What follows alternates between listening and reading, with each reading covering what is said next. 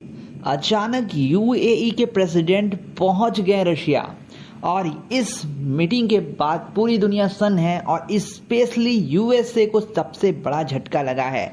आइए समझते हैं क्या है पूरी बात।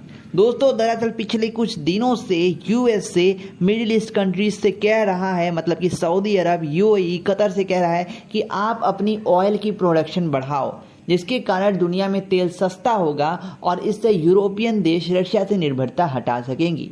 लेकिन बता दूं दोस्तों, एक संगठन जिसका नाम होता है ओपीईसी का दोस्तों जो सदस्य है वो रशिया भी है, सऊदी अरब भी है और यहाँ पे कतर, यूएई, हर कोई सदस्य है यूएस को छोड़ के। ओपीईसी दुनिया का सबसे बड़ा ऑयल प्रोड्यूसर है। ओपीईसी के सारे सदस्य देशों ने फैसला किया है कि वो इस साल तेल की कटौती करेंगे प्रोडक्शन में।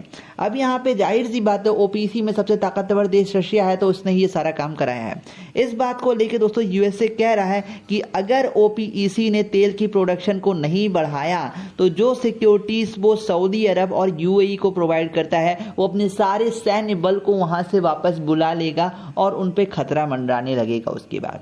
इसके बाद दोस्तों क्या था, इस वार्निंग के मिलते ही सबसे पहले यूएई के प्रेसिडेंट शेख मोहम्मद बिन जायद तुरंत पहुंच जाते हैं रशिया और स्पेशल मीटिंग अनाउंस होता है पुतिन के साथ।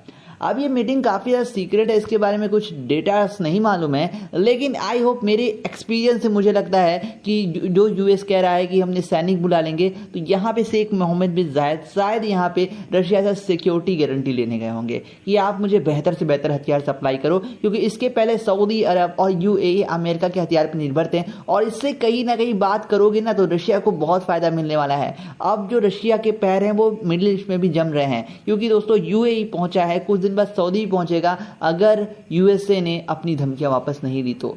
दरअसल दोस्तों ये जो वेस्ट कंट्रीज हैं ये अपने आप को दुनिया का दादा समझते हैं। इनका जब मन होगा तो तेल की प्रोडक्शन बढ़वा देते हैं, जब मन होता है तेल की प्रोडक्शन घटवा देते हैं। अगर कोई प्रॉब्लम एशिया में आती है तो ये कुछ नहीं करते हैं, लेकिन अगर कोई प्रॉब्लम वेस्ट में आती है तो ये लोग पूरी दुनिया को अपने सर पे उठा लेते हैं। दोस्तों आप समझते हैं ये जो ओपीईसी कंट्रीज हैं ये अपनी ऑयल प्रोडक्शन वैल्यूज को क्यों घटा रहे हैं। दरअसल दोस्तों इसका मेन जो रीजन है वो है रशिया। क्या दोस्तों, कि करंट टाइम में जो यूरोप है इन्होंने रशिया से जो तेल खरीद थी उसको बहुत कम कर दिया है, जिसकी वजह से रशिया को कम पैसे जा रहे हैं।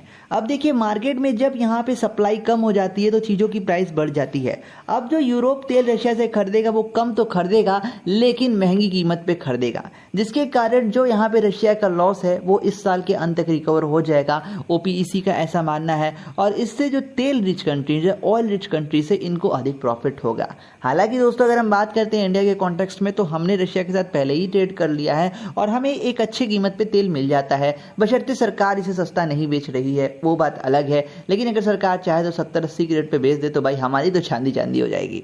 दोस्तों ये था पूरा मैटर। अब देखिए यूएसए का दबाव जो है, डिप्लोमेसी है, वो कहीं ना कहीं में फेल होते हुए दिख रहा है मिडिल ईस्ट के अंदर। और कहीं ना कहीं ये सारी कंट्रीज, अगर यूएसए ने इनको लगातार प्रेशर बनाया तो ये सारी कंट्रीज कहीं ना कहीं रशिया पर डिपेंडेंट होगी और इससे रशिया की जो ग्लोबल पावर है वो अचानक से इंक्रीज भी हो सकती है।